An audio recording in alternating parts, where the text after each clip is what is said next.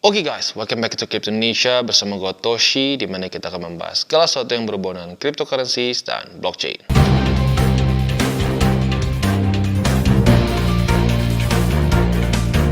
Oke, jadi pada hari ini guys, kita akan kembali update mengenai on-chain analysis. Dan pada hari ini mungkin update setelah Bitcoin berhasil rally dan basically reclaim 40 ribuan ya. Seperti yang kita tahu kemarin tuh tepatnya di Januari akhir-akhir Bitcoin tuh sempat ke angka 39.500-an ya. Cukup banyak yang panik. Cukup banyak yang bilang udah nih Bitcoin ke 20.000 dan seterusnya. Nah, sekarang mulai rally lagi ke angka 43 ya 4 nggak 43 lah mungkin ya, lebih tepatnya mungkin lebih banyak di 42-an, 42 setengahan. Nah, sekarang pertanyaannya apakah ini suatu lower high atau jangan-jangan memang suatu pertanda Bitcoin mulai rally lagi ya. Nah, kita kan udah sering bahas secara TA-nya. Sekarang kita akan coba lihat secara on-chain-nya. Apakah para retailers, para bandar, dan lain-lain itu banyak melakukan akumulasi atau tidak. Ya, atau jangan-jangan mereka malah mulai offloading BTC mereka dan kemungkinan bisa lanjut turun. Ya. Oke, seperti biasa sebelum kita mulai gue akan disclaimer dulu bahwa semua konten DTCI bukanlah financial advice. Ini semua bentuknya adalah edukasi. Dan selain itu juga cara untuk mendukung TCI ada banyak caranya. Lo bisa like our video, bisa share our video, atau juga bisa menggunakan link referral kita di bawah. Nah, sebelum kita mulai on-chain-nya, apa itu on-chain? Karena on-chain ini bukanlah suatu segmen yang daily, maka mungkin beberapa orang nggak tahu apa ini on-chain analysis. Jadi on-chain analysis adalah suatu analisa yang khas dan spesifik untuk dunia cryptocurrency ya. Karena dia itu menganalisa data blockchain, makanya disebutnya on-chain analysis. Kenapa ini menarik? Karena data blockchain itu immutable, itu yang paling penting ya. Jadi tidak bisa diganggu-gugat. Sekali terjadi transaksi antara wallet A dan B, itu tidak bisa dikoreksi, tidak bisa dibatalkan dan seterusnya ya. Walaupun sebenarnya secara teknisnya Bitcoin ya atau blockchain dari Bitcoin itu sebenarnya literally just a ledger, kayak ledger yang dipakai oleh perbankan. Tetapi perbedaannya untuk verifikasinya itu dilakukan oleh siapa? Kalau perbankan oleh mereka sendiri secara sentralisasi. Cuma mereka yang menentukan. Makanya mereka bisa koreksi, bisa kurangin, bisa tambahin kapanpun yang mereka mau. Sementara kalau untuk Bitcoin, enggak. Ya, itu ada distributed ledger yang terdistribusi, makanya namanya distributed ledger ya. Dan itu harus diverifikasi atau di-OK-kan minimal 51%. Gitu. Jadi secara verifikasinya itu terdesentralisasi. Itu yang membuat perbedaan mendasarnya. Jadi nggak bisa satu orang bilang, oke, transaksi dari A ke si B dibatalkan. Tidak bisa ya. Dan urutan transaksi akan terus seperti itu, tercatat rapi. Contohnya adalah transaksi pertama di Bitcoin Network antara Halvini ke dari Satoshi Nakamoto ke Halvini. Itu akan terus menjadi transaksi pertama di Bitcoin Network apapun yang terjadi. Gitu ya. Nah, maka dari itu data dari on-chain jadi menarik. Kita bisa melihat pergerakan dari para bandar ya, bandar dan miners tentunya ya. Nah, itu seringkali menjadi satu kesalahpahaman. Banyak orang berpikir, wah kalau gitu caranya kita bisa ngelihat pergerakan bandar. Artinya kita nggak perlu belajar TA, nggak perlu belajar fundamental. Salah ya. Justru kebalikannya. On-chain ini memperlihatkan para bandar itu nggak selalu benar. Mereka ya mostly benar, tapi nggak selalu benar. Mereka kadang-kadang akumulasi di tempat yang salah, TP di tempat yang salah. Jadi ingat sekali lagi, on-chain analysis ini bukanlah pengganti TA atau fundamental. Ini adalah suplemen, tambahan lagi, supaya analisa kita semakin tajam. Ya. Oke, kita akan mulai dulu dengan Bitcoin Exchange Net Flow. Kenapa Net Flow? Karena Net Flow adalah selisih dari inflow kurangnya outflow. Kalau lu cuma ngeliat inflow doang, atau ngeliat outflow doang seperti data di sini ya, ada kan di sini ya, mana sih exchange. Kalau cuma ngelihat inflow atau outflow aja itu datanya tidak lengkap. Gitu. Jadi makanya kenapa gue pakai net flow ya.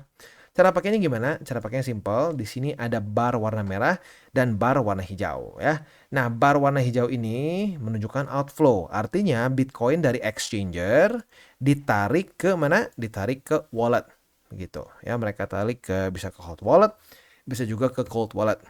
Nah, pertanyaannya, kalau lu nih ya, lu punya BTC, lu beli BTC di exchanger, sama lu ditarik ke wallet, ke cold wallet, ke ledger, ke OneKey, ke Tangent gitu ya.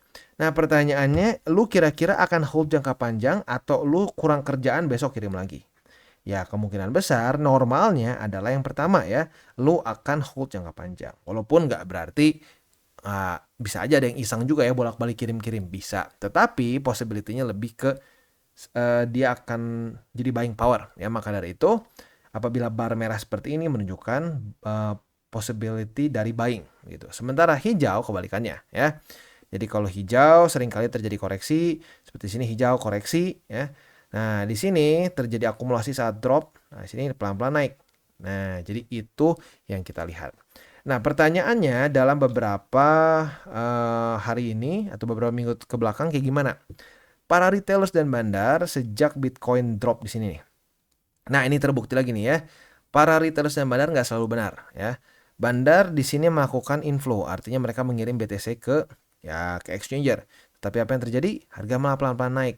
Setelah naik, mereka mulai melakukan akumulasi di angka 41.800, di 42 ribuan, dan di angka 40.100, 42 ribuan. Nah, jadi kalau kita di sini para retailers dan bandar minimal dari tanggal 26 Januari sampai sekarang cenderung banyak melakukan akumulasi atau possible accumulation ya. Seperti di sini dia outflow 3.300, di sini outflow 1.800 dan di sini outflow 500-an. Di tanggal 30 Januari outflow 13.000 ya, 14 bahkan kalau dibulatkan ke 13.994 jadi dibulatkan ke 14.000. Lalu tanggal 31 juga outflow 1.100-an dan seterusnya. Jadi kita bisa ambil satu data para retailers dan bandar ya, mereka cenderung melakukan akumulasi ya dari tanggal 26 sampai tanggal 5 Februari ya. Nah, itu data para retailers dan bandar. Sekarang miners, ya ini sama persis sama-sama net flow, tetapi perbedaannya adalah ini data diambil dari mining pools gitu ya. Nah, kalau kita cek di sini sedikit berbeda ya. Dari tanggal 26 sampai tanggal 5 Februari, miner cenderung tidak melakukan apa-apa kecuali di tanggal 31 dan tanggal 1. Dan ini pun sedikit random jujurnya ya.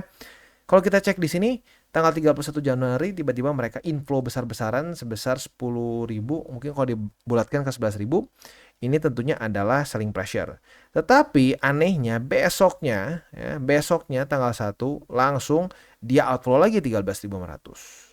Nah, jadi kalau yang miner gue mungkin akan bilang ini datanya inkonklusif ya. Jadi nggak ada pattern yang jelas mereka cenderung seperti apa. Walaupun kalau pure dari jumlah lebih banyak outflow kalau dihitung ya. Ini kan 11.000, ini 13.500 begitu. Jadi kalau dihitung-hitung dari tanggal 26 sampai tanggal 5 Februari, para miners juga masih cenderung lebih banyak melakukan akumulasi.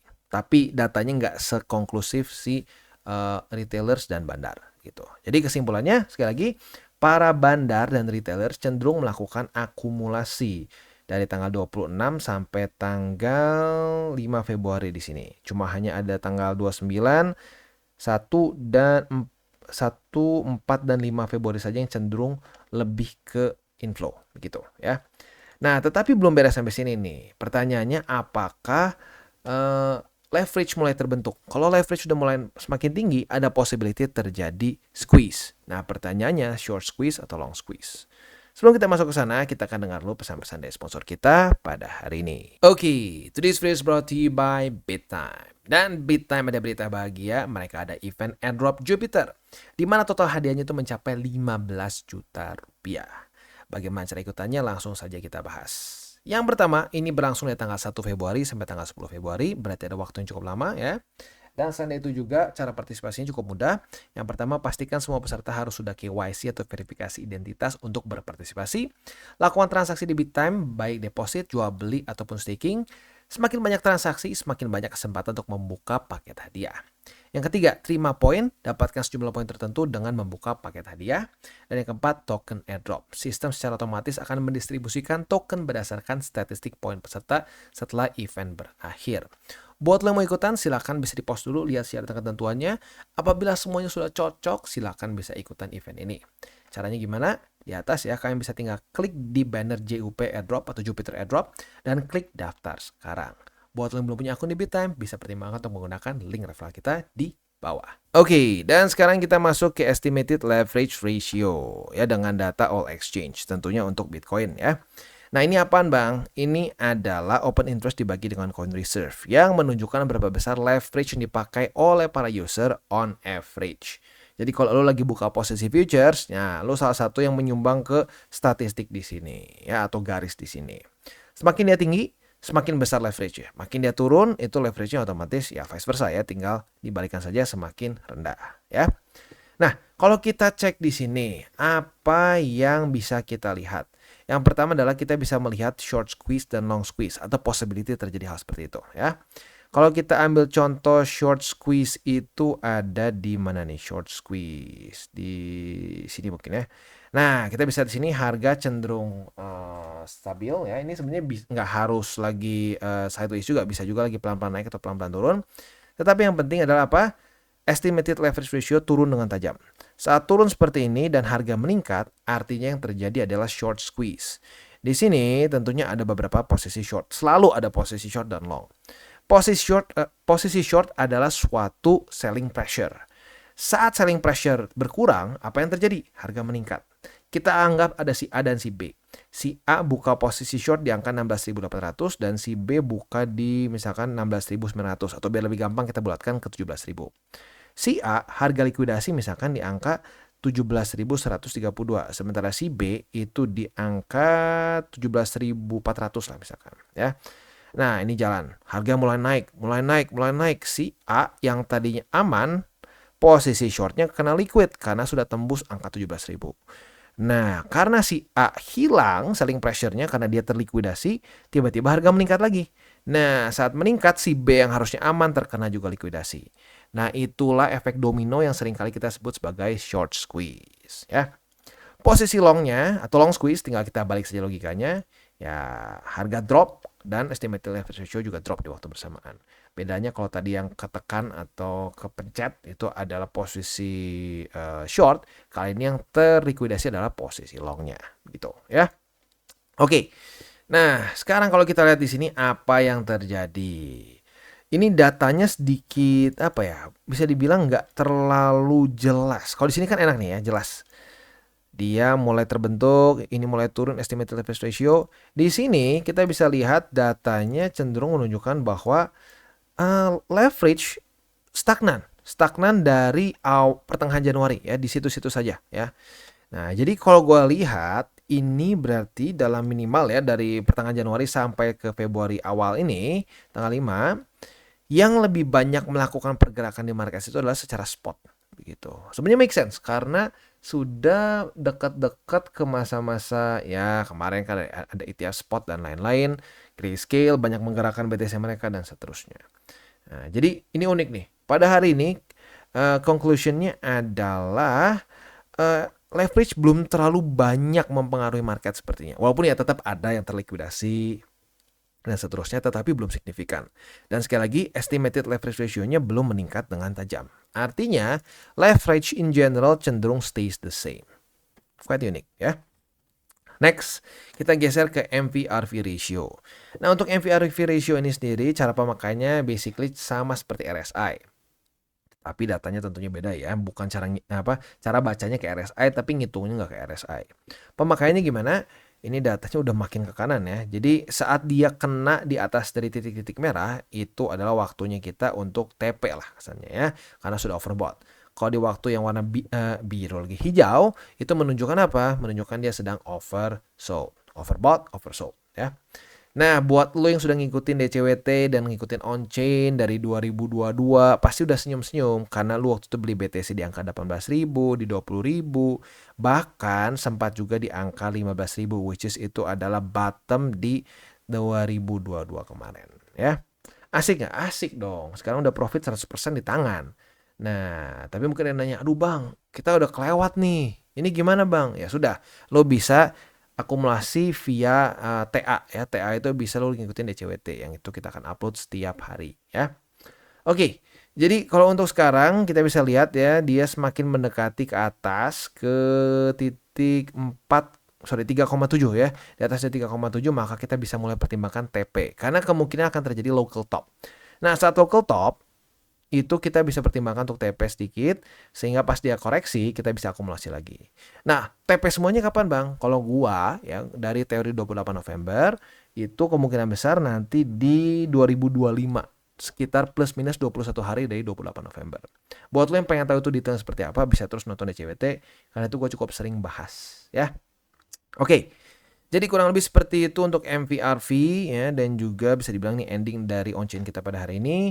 Jadi kesimpulannya, kali ini para pemain leverage sepertinya nggak terlalu banyak menggoncang-goncang market. Jadi kemarin tuh ternyata lebih banyak pergerakan secara spot ya. Kita lihat sih tadi ada yang sampai 13.000 something Bitcoin, which is quite big ya.